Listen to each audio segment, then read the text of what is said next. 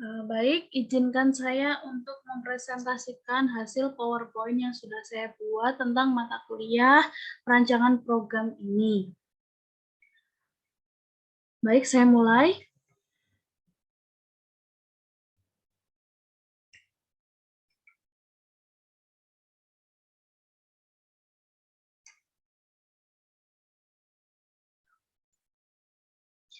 PowerPoint ini berjudul yaitu KKN Tematik Kabupaten Malang 1, Desa Gunung Rejo, Singosari. Tema proyek desa oleh saya, Ulfa Nur Afifah, dengan NIM 190201340092. Saya di sini sebagai divisi dari Si Humas. Halaman pertama yaitu peran seorang Si Humas. Hubungan masyarakat atau humas adalah bagian organisasi yang berkaitan dengan relasi pada publik dan masyarakat. Peran humas penting untuk menyebarluaskan informasi dan membangun citra baik dari organisasi atau perusahaan pada pihak-pihak terkait. Yang kedua, humas adalah bagian dari organisasi yang berfungsi untuk melakukan interaksi, hubungan, dan kerjasama dengan masyarakat yang terkait dengan organisasi tersebut. Humas juga dikenal dengan sebutan public relation dalam bahasa Inggris. Humas juga berperan penting untuk memberi penjelasan kepada publik, melakukan persuasi kepada masyarakat, serta menyatukan sikap publik agar sesuai dengan sikap organisasi atau kepanitiaan. Analisis peran saya sebagai humas dalam kelompok KKN. Yang pertama yaitu memberikan informasi kepada publik, anggota lain, dan pihak-pihak terkait acara yang akan diselenggarakan oleh panitia KKN. Yang kedua, mengusahakan tempat pelaksanaan kegiatan yang akan diselenggarakan.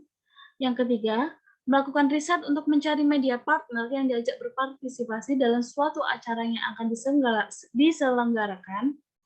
Yang keempat, meraih simpati dan mengembangkan ketertarikan masyarakat atau target pasar tertentu akan suatu acara atau event yang akan diselenggarakan oleh PKN.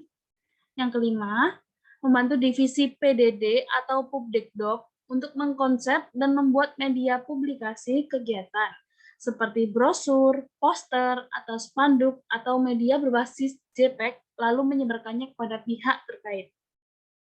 Yang keenam ada membuat perizinan ke berbagai stakeholder terkait. Yang ketujuh, mempublikasikan acara yang akan dilaksanakan dengan berbagai cara-cara yang memungkinkan. Yang kedelapan, melobi dan membuat pernyataan tertulis terhadap stakeholder dan pihak-pihak terkait. Yang kesembilan, mengurus segala komunikasi dengan pihak luar pada saat acara berlangsung. Lalu di sini ada manajemen peran saya sebagai Si Humas dalam kelompok KKN.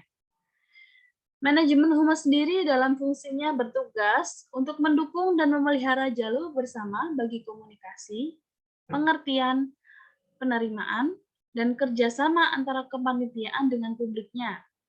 Manajemen humas berfungsi sebagai media dalam menjembatani antara publik dan kepanitiaan agar informasi yang akan disebarluaskan tersampaikan secara baik.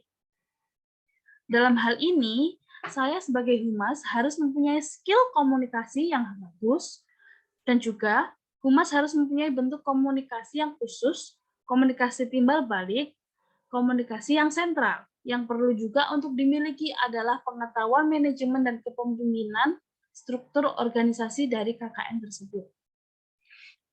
Saya juga harus mampu menjadi sebagai mediator dalam menyampaikan komunikasi secara langsung atau komunikasi tatap muka dan yang tidak langsung atau melalui media sosial kepada pimpinan lembaga dan publik intern, bisa jadi anggota sendiri, tokoh publik, atau yang lainnya.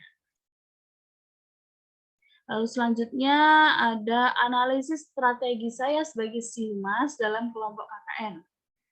Hubungan antara humas dan pelayanan publik, terutama pada kegiatan KKN, sangat berkaitan erat untuk mencapai tujuan universitas, yaitu menciptakan sebuah kelompok KKN yang bisa dipandang baik oleh masyarakat sehingga menjadikan sistem kepanitiaan KKN yang terstruktur. Humas perlu menyusun strategi untuk meningkatkan image citra positif pada masyarakat desa. Tugas humas di kepanitiaan KKN secara garis besar adalah memberikan publikasi yang baik kepada masyarakat, dan melobi untuk acara-acara tertentu yang akan diselenggarakan oleh anggota KKN. Selain itu, juga membantu divisi lain yang membutuhkan humas, seperti divisi PBDD atau Publikdok, atau bahkan ketua yang membutuhkan pertolongan dari si humas. Untuk meningkatkan image positif pada masyarakat desa, humas menggunakan sistem kerja sebagai berikut. Yang pertama yaitu mengutamakan membangun komunikasi baik antara panitia dengan perangkat desa, baik dalam kegiatan desa sendiri ataupun panitia. Yang kedua yaitu pemilihan sistem kerja humas jika dalam satu sisi dipegang oleh beberapa orang. Misalkan dalam satu si humas terdapat 5 orang, maka sebagai ketua harus membagi pekerjaan secara merata kepada 5 anggota tersebut. Yang ketiga ada melakukan penyelidikan dan pengkajian permasalahan yang sering terjadi supaya tidak salah. Yang ketiga ada melakukan penyelidikan dan pengkajian permasalahan yang sering terjadi supaya tidak salah langkah dalam penanganannya. Lalu selanjutnya ada evaluasi kinerja humas saya dalam kelompok KKN. Yang pertama ada evaluasi tahap persiapan. Evaluasi tahap persiapan ini yaitu yang pertama mengenal situasi atau mencari informasi yang akurat dari staf-staf serta masyarakat setempat yang berhubungan dengan kegiatan KKN yang akan dilakukan. Yang kedua, melakukan pendekatan kepada masyarakat setempat untuk mengetahui lebih jauh tentang hal yang telah direncanakan oleh panitia KKN. Yang ketiga, menetapkan tujuan untuk memfokuskan suatu perencanaan yang dibuat oleh panitia. Yang keempat, menetapkan anggaran untuk mengetahui biaya yang dibutuhkan dalam suatu perencanaan tersebut. Lalu yang selanjutnya ada evaluasi tahap pelaksanaan kegiatan. Evaluasi tahap pelaksanaan kegiatan ini yaitu kegiatan yang dilakukan pada tahap pelaksanaan yaitu monitoring untuk memastikan kesesuaian proses dan capaian dari suatu kegiatan yang telah direncanakan sebelumnya untuk mengukur ketetapan dan tingkat capaian dari pelaksanaan program atau kegiatan yang sedang dilakukan yang telah dipersiapkan pada tahap perencanaan. Dan yang ketiga ada evaluasi tahap akhir. Evaluasi tahap akhir ini yaitu evaluasi yang dilakukan untuk menilai suatu proses dari hasil yang telah dicapai dari tahap awal hingga pelaksanaan. Kegiatan yang telah dilakukan layaknya dievaluasi dalam waktu tertentu untuk menilai apakah hasil yang dicapai seorang humas telah sesuai dengan tujuan dari kepanitiaan KKN tersebut.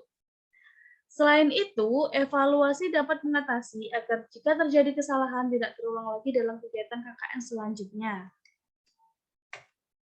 Contoh bentuk tugas rutin saya dalam kepanitiaan KKN sebagai humas. Yang pertama yaitu melakukan dan mengingatkan semua panitia KKN untuk rutin upload paid promote yang dilaksanakan oleh panitia KKN sebagai tambahan pemasukan keuangan kelompok. Berikut contoh gambar yang setiap minggunya saya rutin upload, dan ini syarat dan ketentuannya.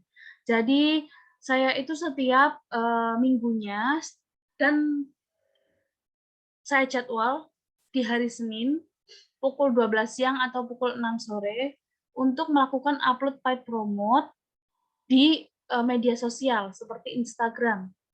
Jadi open paid promote ini untuk menambah biaya pemasukan dari kelompok KKN ini. Di situ tertulis bahwa KKN open paid promote KKN ini mempunyai 4 macam. Yang pertama ada yang harga 10.000, yang kedua ada 15.000, yang ketiga ada 20.000 dan yang keempat ada 25.000. Dengan syarat dan ketentuan untuk bisa dapat paid promote ini adalah itu dari nomor 1 sampai nomor 10. Dengan begitu nanti publik akan mengetahui bahwa oh KKN dari Malang Singosari ini mempunyai jasa paid promote. Itu untuk melakukan tambahan pemasukan dari keuangan anggota KKN. Baik, terima kasih. Segitu saja yang dapat saya sampaikan. Ada kurang lebihnya mohon dimaafkan. Terima kasih, presentasi saya akhiri. Wassalamualaikum warahmatullahi wabarakatuh.